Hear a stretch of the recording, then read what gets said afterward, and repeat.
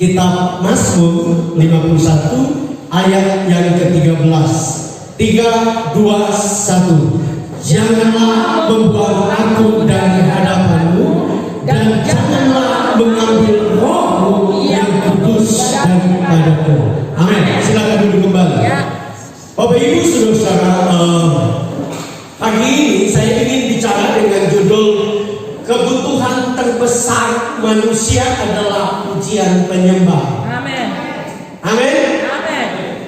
Saudara dan saya harus sadar bahwa di tengah-tengah dunia yang tidak pasti ini, dunia yang berubah, dunia yang penuh dengan ketakutan, ketidakpastian, kekhawatiran ini, yang kita butuhkan sebenarnya itu adalah hadirat Tuhan. Amin. Karena hadirat Tuhan akan membuat hidup kita berbeda. Amin. Hadirat Tuhan akan membuat saya dan saudara menjadi pribadi yang luar biasa.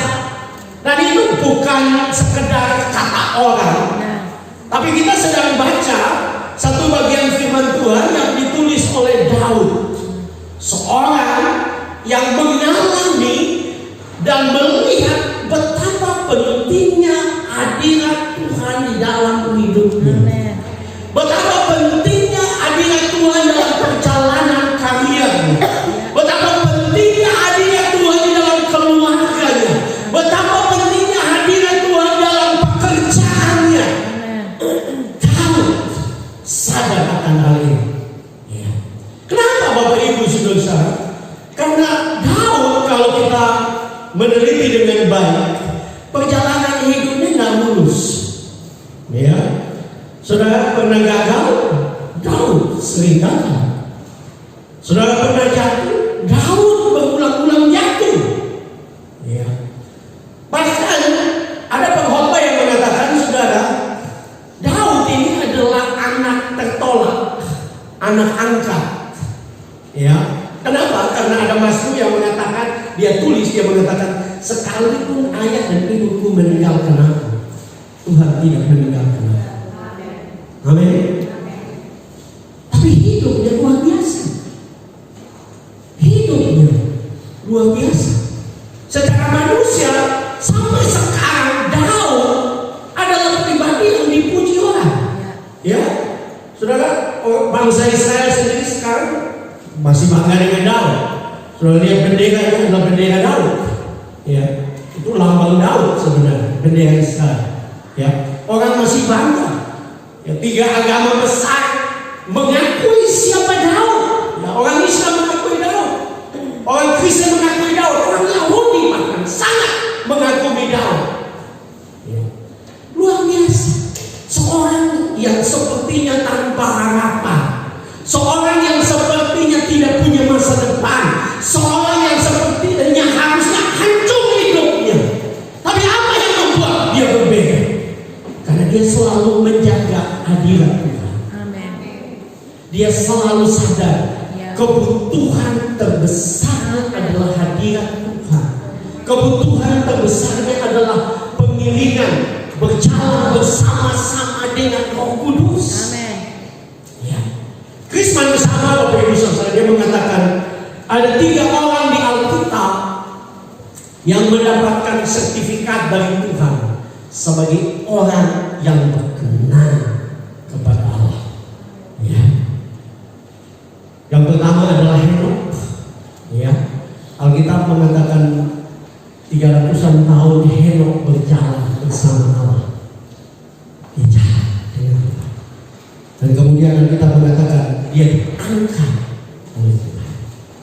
Yang kedua, kita lompat saja langsung ke perjanjian baru.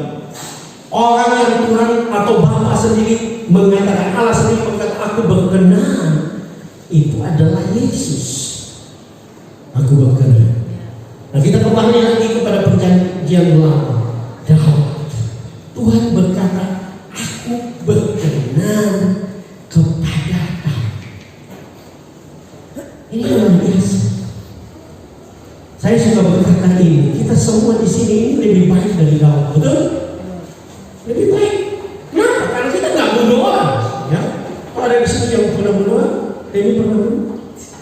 atau ambil dibunuh. Ya. Kita nggak bunuh orang, jangan bunuh orang.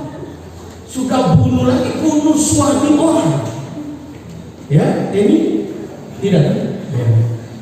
Sudah bunuh suami orang, rampas istri orang. Ini jahat sudah betul. Ya.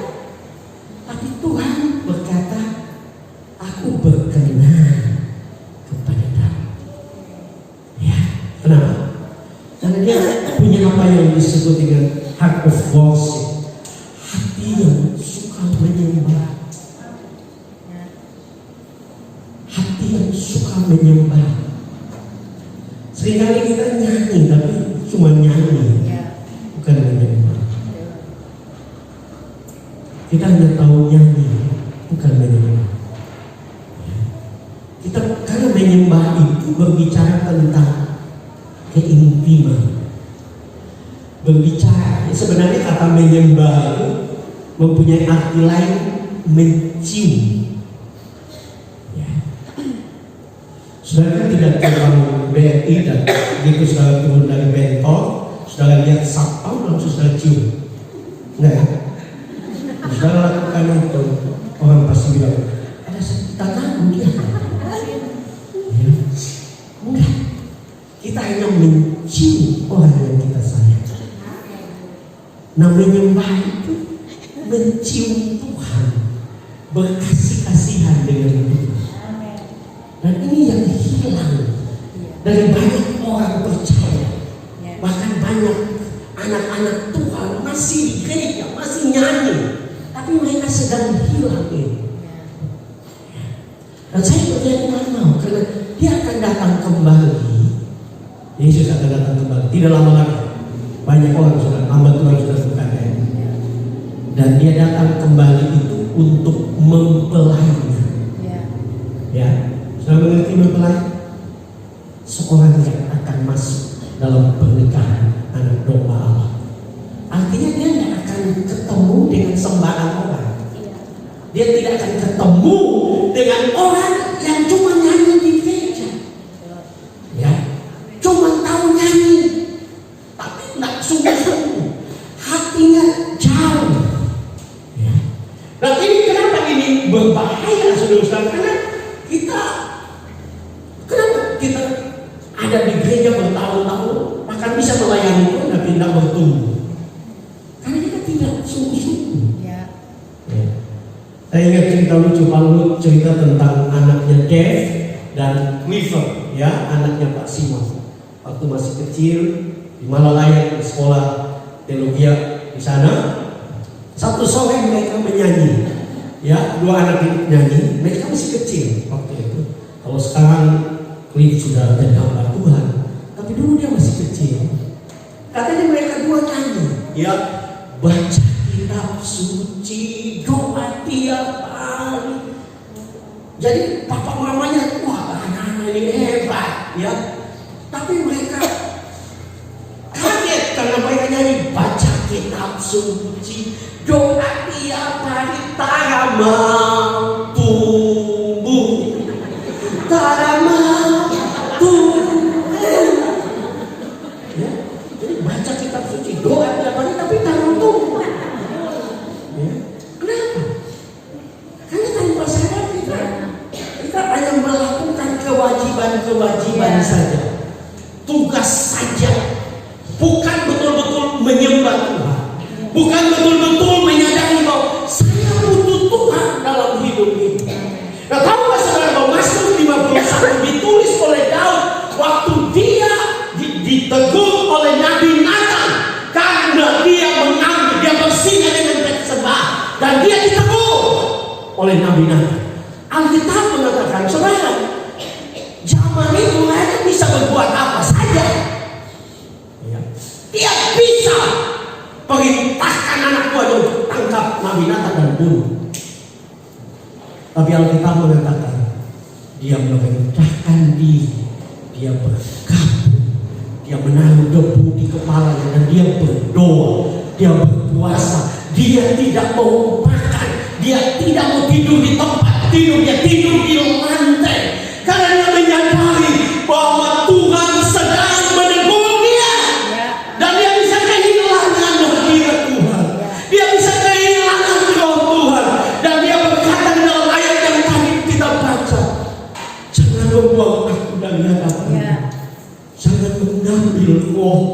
daripadaku. Wah, banyak kali kita sudah gagal, masih melawan. Kita sudah gagal, kita masih berontak, kita masih pakai topeng. Itu selama kita tidak mengalami perubahan. Perhatikan dalam. Perhatikan, siapa yang tidak salah, siapa yang tidak tahu. Tapi yang membuat perbedaan dari Daud adalah dia seorang yang tahu betapa pentingnya kehadiran Roh Kudus, hadirat Tuhan. Bahkan Krisman sama berkata, tahukah saudara, Eden itu sebenarnya mempunyai arti. Eden itu mempunyai arti the spot of the presence, pusat dari penyembahan. Sehingga kita mau pulang ke Eden. Indah seperti di Eden. Ya, lagu dulu anak-anak muda tahu. Kayak itu biasanya dinyanyikan pada waktu orang mati, betul? Seolah-olah Eden itu akan kita nikmati kalau kita sudah mati. Padahal salah. Eden itu bicara tentang kehadiran Tuhan. Amin. Eden itu bicara tentang kehadiran Tuhan dalam hidupmu, dalam rumah tanggamu, dalam pekerjaanmu. Jadi kalau saudara Tuhan hadir dalam hidupmu, engkau akan mulai merasakan Eden atau surga. Yesus berkata bahwa kerajaan surga ada di antara kamu. Kerajaan surga itu bukan nanti. Kalau saudara sungguh-sungguh dengan Tuhan, saudara apapun masalah, memang kita masih di dunia. Saudara masih bisa kekurangan, saudara masih bisa menghadapi tantangan. Tapi kalau ada hadirat Tuhan, saudara rasakan surga dalam hidup saudara. Saudara masih bersuka cita, saudara masih bisa menyanyi, saudara masih bisa memuliakan Tuhan. Karena saudara tahu itu sesuatu yang penting. Nah, oleh sebab itu Bapak Ibu saudara-saudara, hari ini kita akan belajar dua hal. Yang pertama, kebutuhan terbesar manusia adalah pujian penyembahan. Karena itu jangan membuang aku dari hadapanmu. Ini pernyataan Daud. Dia masih tetap jadi raja. Bukan ada kudeta buat dia. Tapi Daud tahu bahwa kalau dia dibuang oleh Tuhan dari hadirat Tuhan, maka hidupnya akan menjadi hidup yang sia-sia.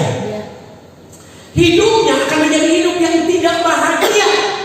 Kelihatan menurut orang bahagia, kelihatan menurut orang diberkati, tapi sudah tidak ada lagi di hadapan Tuhan.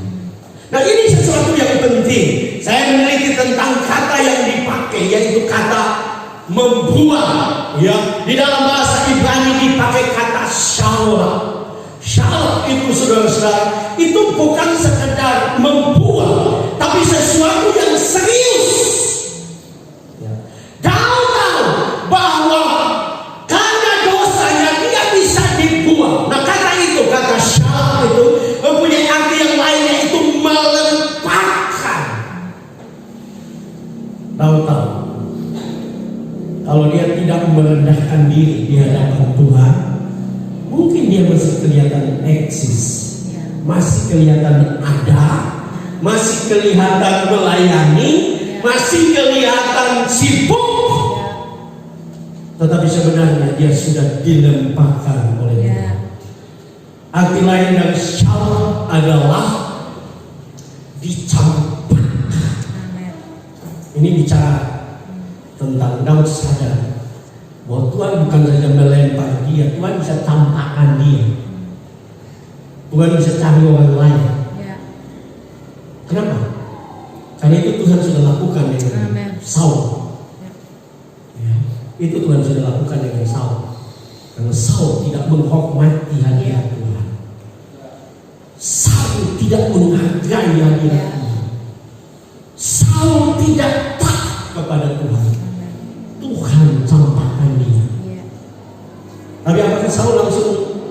turun dari tahta? Tidak. Masih 15 tahun Saul masih memerintah. Sekalipun Tuhan sudah ditambahkan, sekalipun Tuhan sudah tolak dia. Itu sebabnya nasihat yang baik buat saya dan buat kita semua. Amen. Cek dirimu. Amen. Masih nggak ada hadirat Tuhan? Ya. Seorang pendeta bilang, cek Tuhan. kapan terakhir engkau menangis di hadapan Tuhan? Karena itu rasa Tuhan itu baik. Amen. Tuhan itu dekat. Tuhan sayang saya. Kapan terakhir? 15 tahun yang lalu? Waktu baik. Kapan terakhir engkau rasa Tuhan jamah hidup? Karena engkau berkata Tuhan engkau segalanya bagi. Karena kita bisa bersanjung semua kita, termasuk saya. Kelihatan tiap kali naik masih angkat tangan, masih lompat. Ya. Kenapa saya diberkati sekali dengan khotbah dari Musa. Itu yang dia bilang. Itulah perbedaan antara panggung dan misbah. Panggung kita ini ditunjukkan ke orang. Nggak dia? Bila kita ada masalah kita hebat.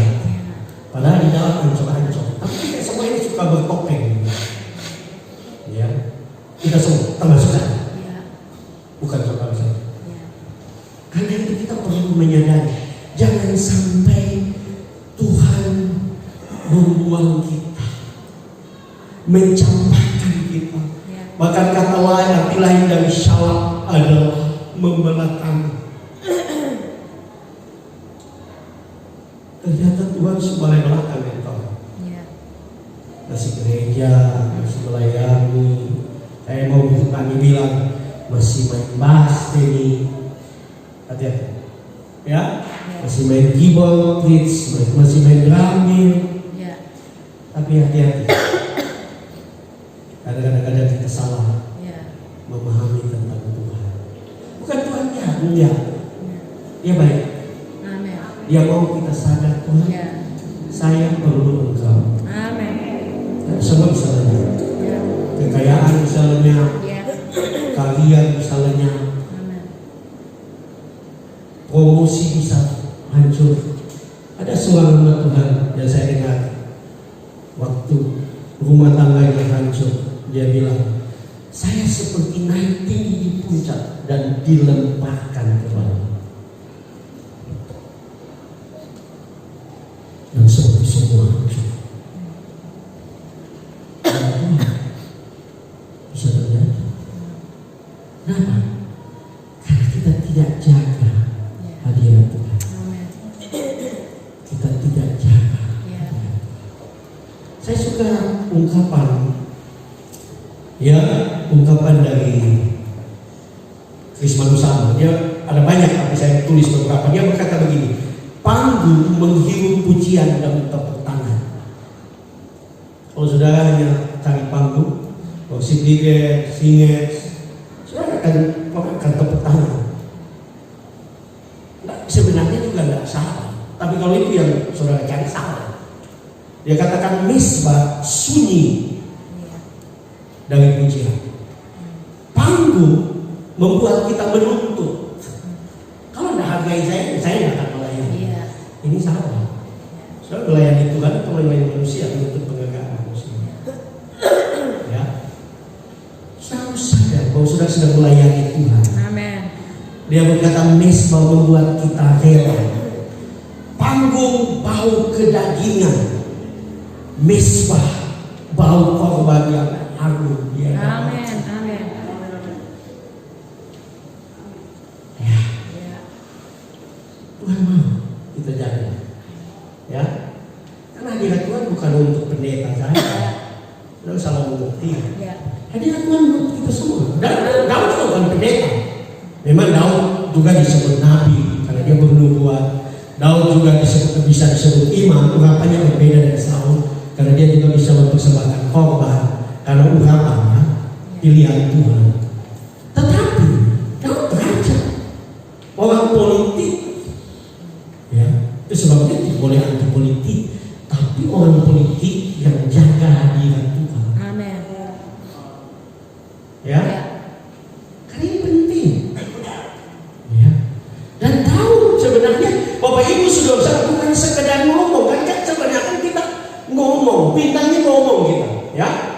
Oh, saya ini suka berdoa, saya suka menyembah, saya suka. Tapi banyak yang ngomong, bukan praktek. Tapi Daud praktek. Amin. Ya. Sehingga betul-betul dia mengalami.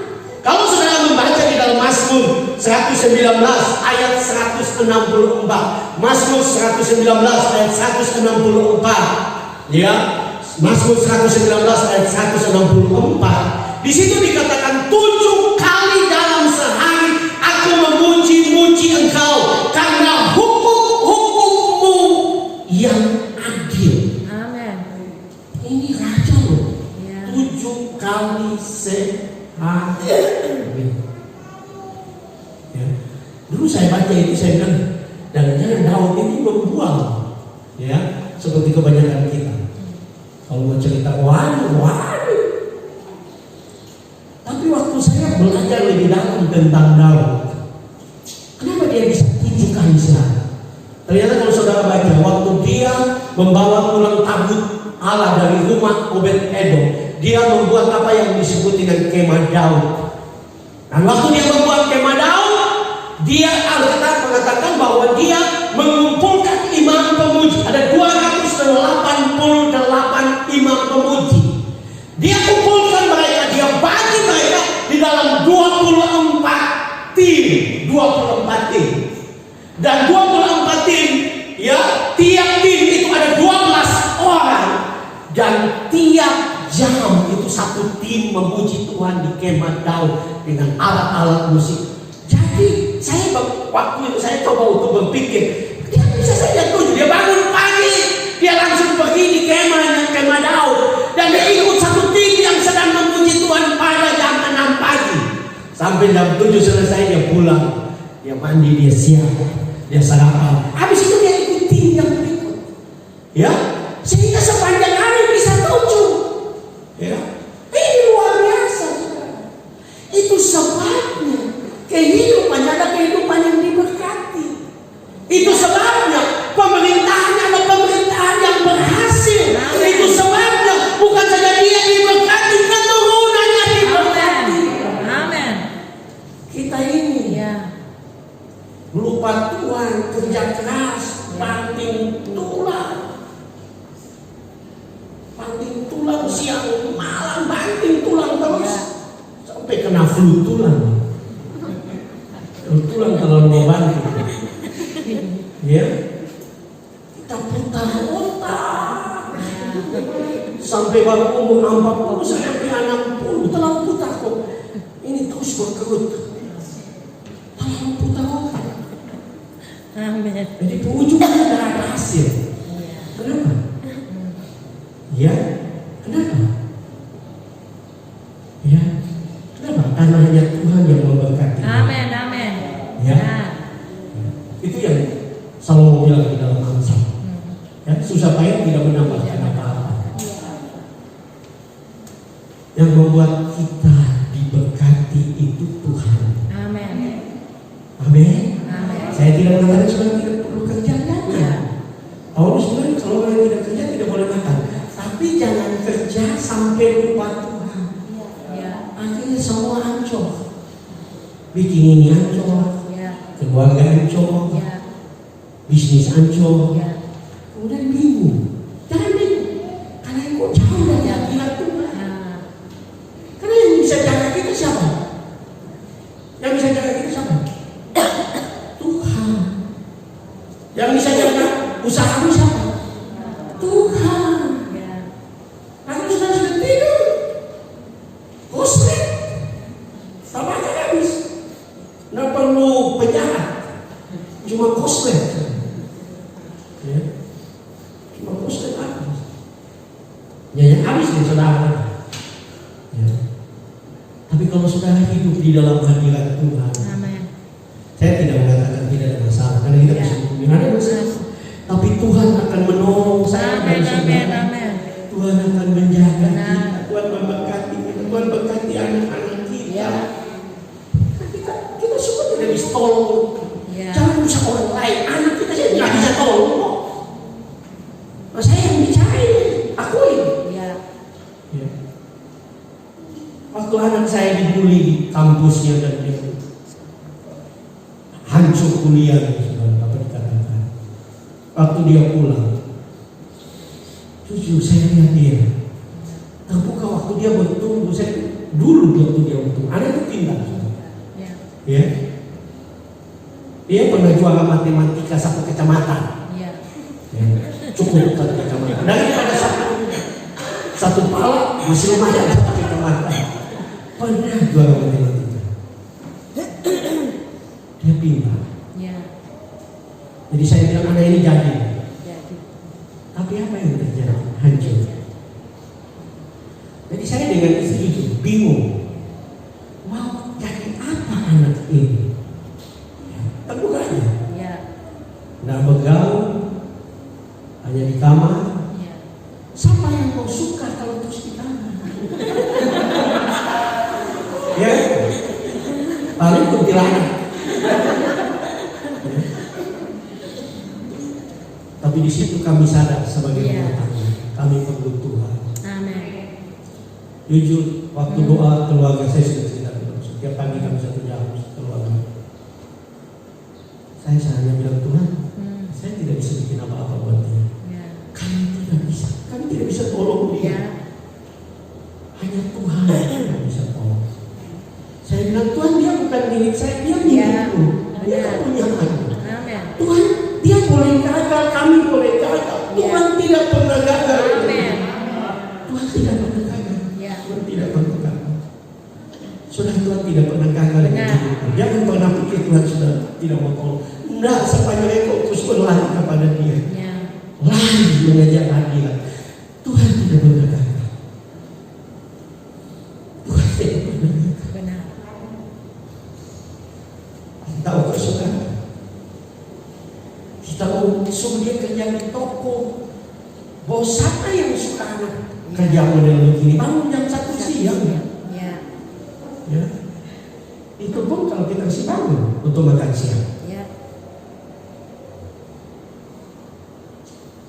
Tidak bisa ditolong oleh manusia.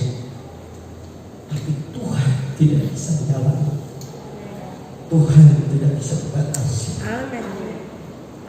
Tuhan baik. Mendadak ada orang tanya soal dia. Bunda bilang, dan nggak tahu dia mau kerja apa. Dia cuma tamat SMA, dia gagal, hancur. Mau kerja apa? Ya. Tapi puji Tuhan, waktu Munas, dia bantu panitia Munas dan dilihat oleh seseorang yang kerja di kantor wali kota. Singkat cerita, hari Minggu kami ketemu, mereka datang dan ketemu dan mereka berkata, Tasya bisa kok, Tasya bisa kerja. Sekarang ini ijazah bukan segalanya, skill segalanya. Nah itu betul. Saya pernah baca Google saja tidak cari orang berijazah, cari skill. Tahu kan sudah. Satu pagi kami sedang hampir selesai doa dan orang telepon, Papa Frans, Mama Tim, Tasya hari ini masuk kerja. Kita kaget kita. Ya. Akhirnya kami tidak mandi, cuma dia yang mandi. Karena itu jam 11. Mau masuk kerja hari pertama kok jam 11. Pegawai apa ini? Kami antar dia. Dan tahu saudara bahwa Tuhan itu baik. Amin. Dia kerja di Dispenda, kantor pajak di Kota Manado. Masih honor, ya, masih honor. Nggak apa-apa. Tapi yang paling penting adalah Tuhan sedang mengubah hidupnya. Dan dia pulang satu hari dan dia berkata kepada mamanya, Mama, kuasa doa itu luar biasa ya. Kuasa doa itu luar biasa. Tuhan itu baik. Amin. Kita boleh gagal. Manusia boleh lihat sudah gagal. Benar. Tapi Tuhan tidak pernah. Amin. Justru Dia menggunakan kegagalan untuk membuat hidupmu berarti. Amin.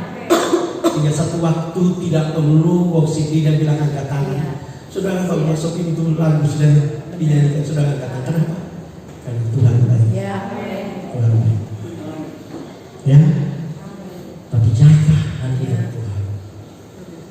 jaga hadirat Tuhan. Amin. Amin. Bagaimana saudara bangun misbah? Iya. Ya, jangan bangun-bangun. Mungkin aku berkata, Pak Pendeta, saya kurang sibuk.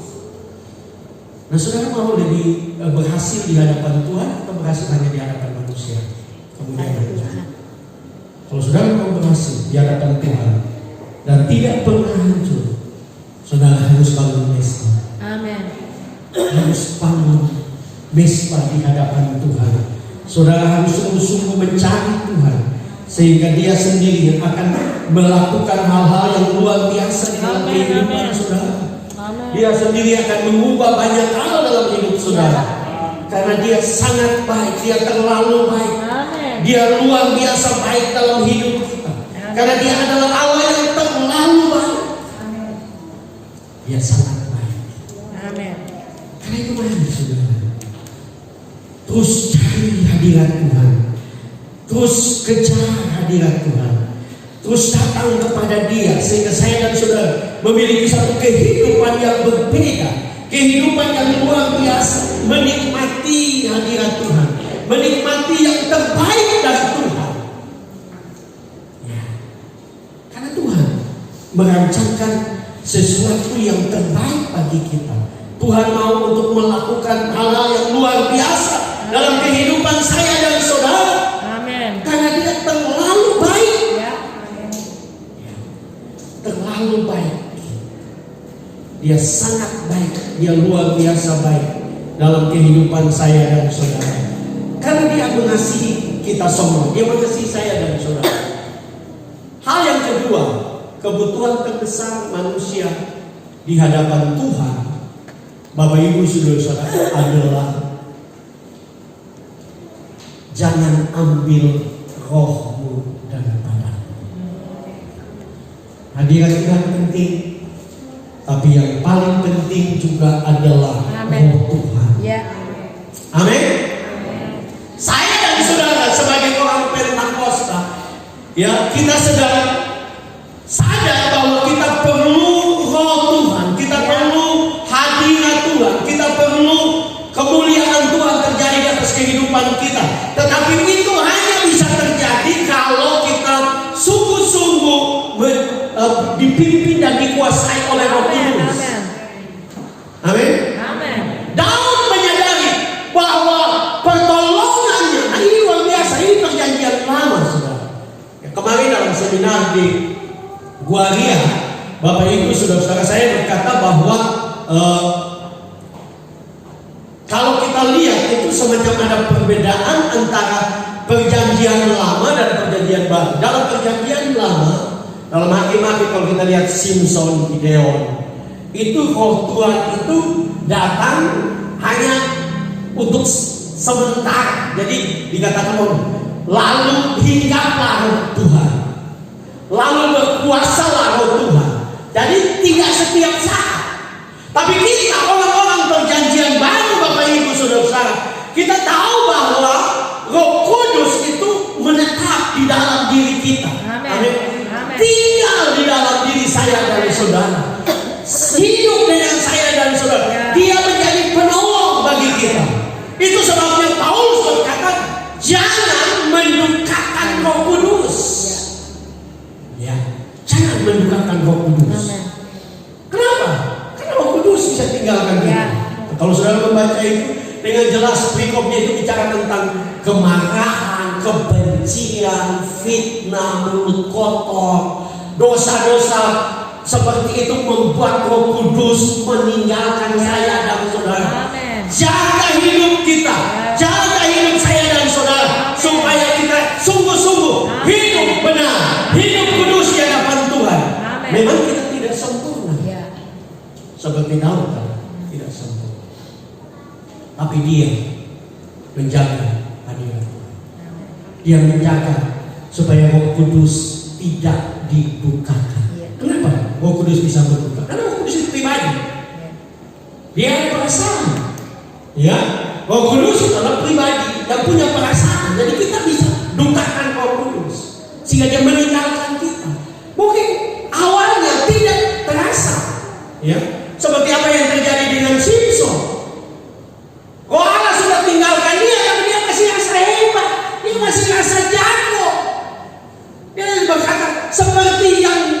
biasa, aku akan dilepas dari ikatan ini. Ya. Tapi ternyata kita mengatakan, Roh Allah sudah meninggalkannya. Apa yang terjadi dengan Saul? Saul masih jadi raja, masih memerintah, masih punya takhta, masih punya kerajaan, masih punya pasukan. Tapi Roh Allah sudah meninggalkan dia. Yang menguasai dia adalah roh jahat. Alkitab dengan jelas menunjukkan. Itu sebabnya saya dan saudara sebagai orang percaya, kita betul-betul harus jaga hubungan kita dengan Roh Kudus. Bangun keinginan kita dengan Roh Kudus. Amen. Dekat dengan Roh Kudus. Amen. Ya. Saya teringat akan Benny Hinn. Mungkin sudah pernah dengar khotbah. Dia seorang yang diurapi Tuhan. Dia seorang yang luar biasa dipakai Tuhan. Mujizat-mujizat luar biasa terjadi di atas pelayanannya. Dan dalam kisah hidupnya dulu, Benny Hinn waktu muda itu dia gagal. Dia tidak percaya diri, dia rendah diri luar biasa. Tapi satu waktu dia mengikuti KKM dan Kathryn Kuhlman, seorang penginjil wanita terkenal di Amerika. Diurapi Tuhan, sudah bisa lihat, cari di search di YouTube itu ada, pernah saya lihat. Memang video lama sekali. Tapi waktu dia ada dalam KKR itu, dia didoakan oleh Kathryn Kuhlman. Dan apa yang terjadi? Ada impartasi Roh Kudus terhadap Benny Hinn. Dan waktu dia pulang, dia mulai ambil waktu berdoa sungguh-sungguh dan dia dipenuhi dengan Roh Kudus. Roh Kudus begitu kuat.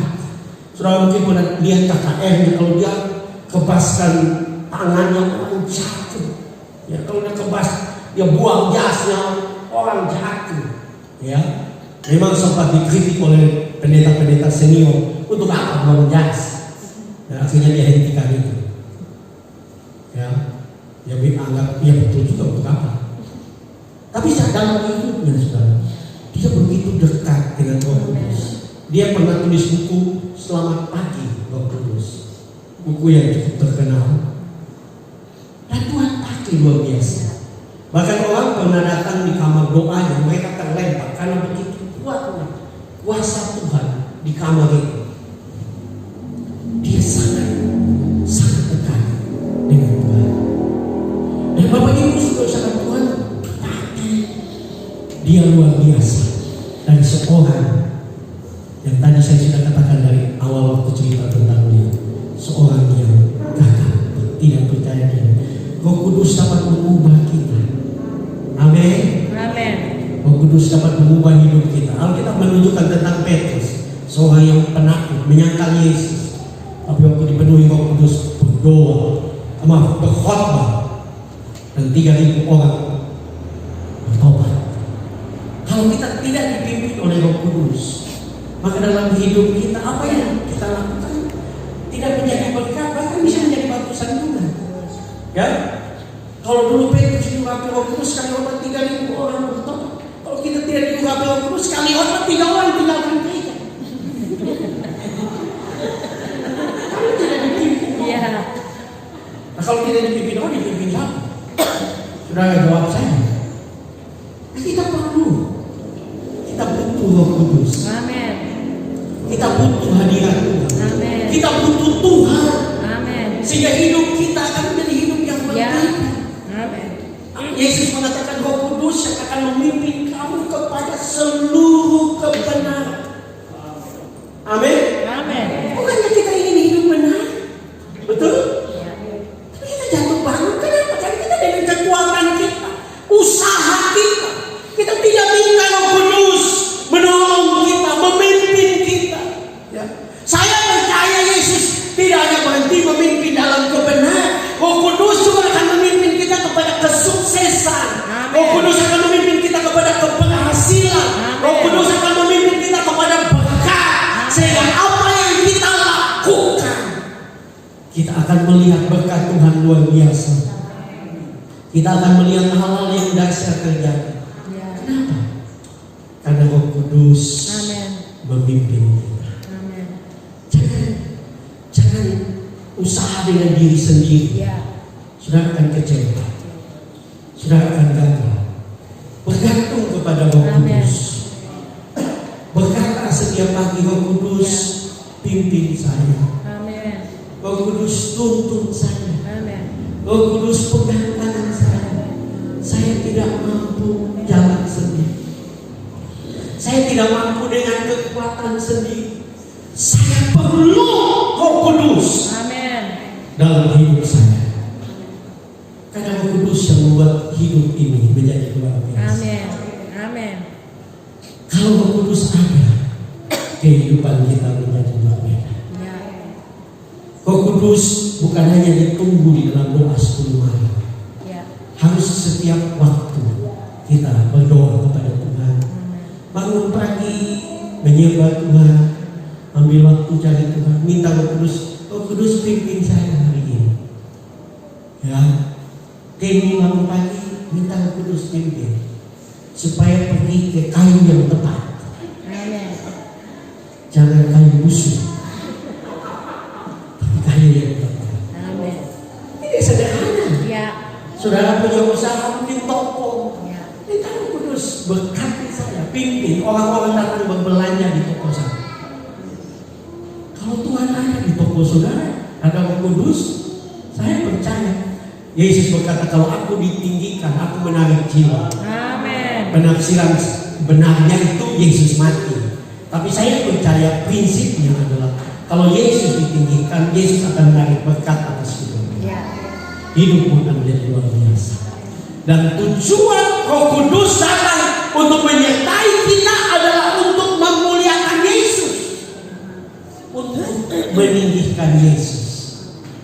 Karena Yesus adalah pribadi yang luar biasa, pribadi yang dahsyat. Yesus adalah pribadi, Roh Kudus adalah pribadi yang datang untuk menolong kita, yang membantu saya dan saudara untuk hidup kita menjadi hidup yang berbeda. Karena itu jaga hadirat Tuhan. Amin. Biarkan Roh Kudus Amin. terus tinggal dalam hidup. Amin. Jaga itu.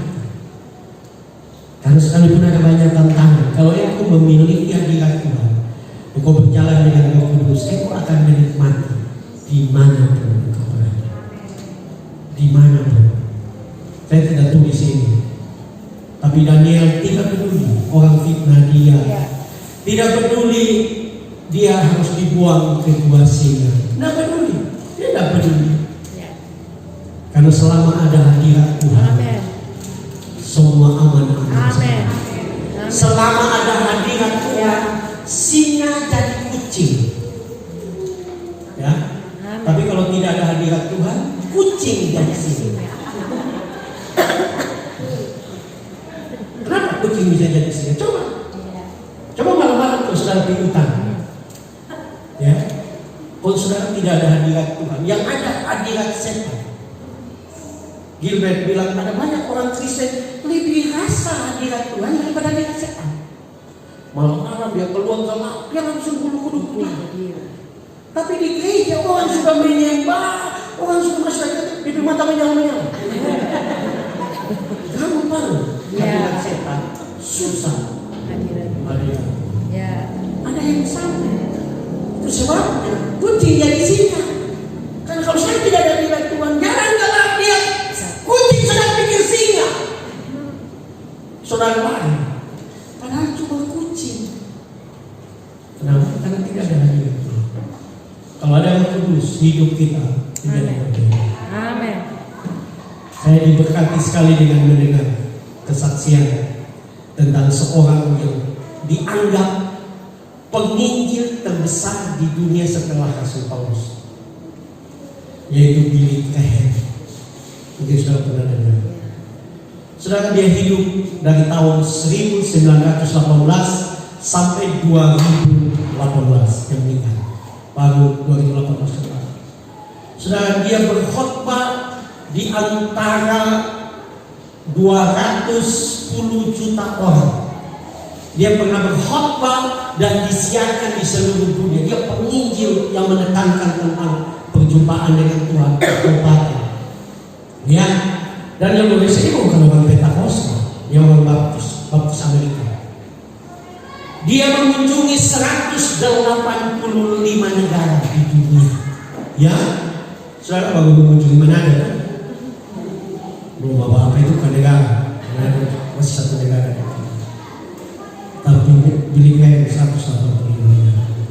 Satu waktu di masa tuanya dia diwawancara oleh seorang wartawan. Mereka bertanya kepada dia, Billy Graham, kalau engkau diizinkan hidup lagi,